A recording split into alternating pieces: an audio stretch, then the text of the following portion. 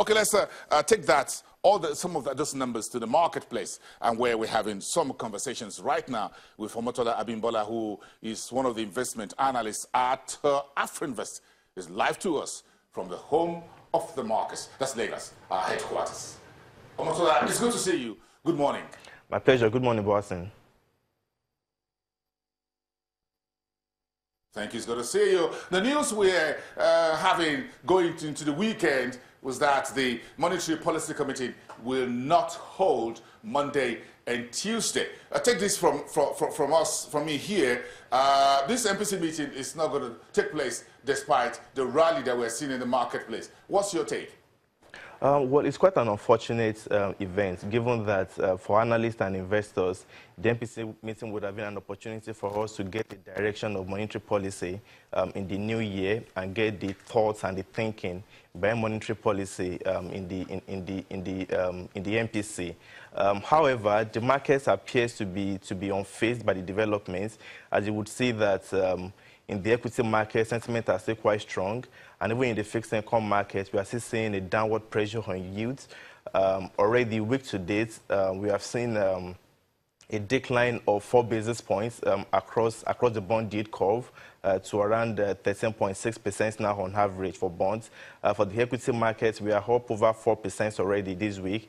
So despite that developments, the market is taking it in a chin, and we are not seeing any negative consequence yet. The reason perhaps is because if you look at monetary policy in the last 2 years, you would discover that the instruments, the policy tools being deliberated upon at the MPC meetings rather, they haven't really been so much instrumental in the direction of markets. Rather, the CBN has been utilizing the OMO tool, that is the frequency of OMO auctions and the clearing rates at OMO auctions, as the main policy instrument to guide direction of markets. So for us, for investors in the markets, what they will be looking forward to is to see the clearing rates at subsequent OMO auctions set by the CBN, as well as the frequency of these mop-ups to gain a better direction of monetary policy in the year. But of course, we saw the CBN governor come out earlier in the week to sort of calm nerves, and he guided that even if the meeting held, they wouldn't tinker with the monetary policy rates, given that we are just entering into the new year, and they would like to see developments in the regarding price level, you know, to further confirm the need for them to begin the easing cycle. Yes, Omotola, so the market may decide to ignore Godwin Emefiele and the rest of his team at the MPC, but the broader economy, the fiscal authorities need to hear from the central bank, where they've got to talk about the global economic space.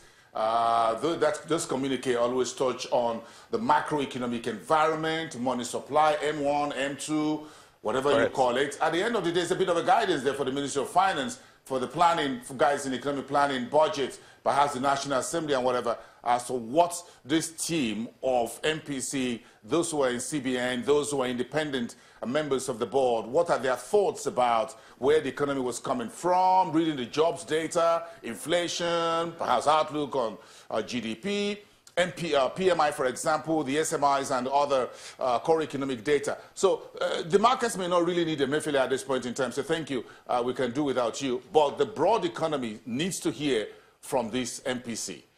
Yes, I do agree with you, certainly.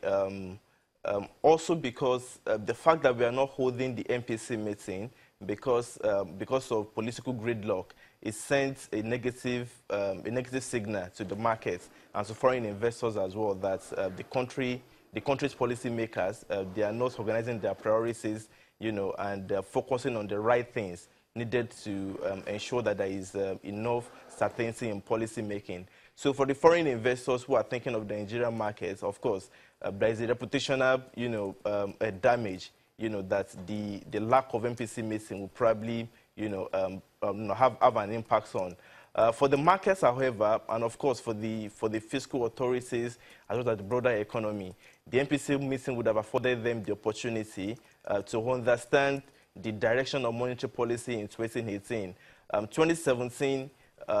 We saw, you know, growth return to the economy in Q2. Inflation rate disappointed for much of the year, but of course, we saw a downward trend, a deceleration in inflation rates to around 15.8% and 15.4% rather.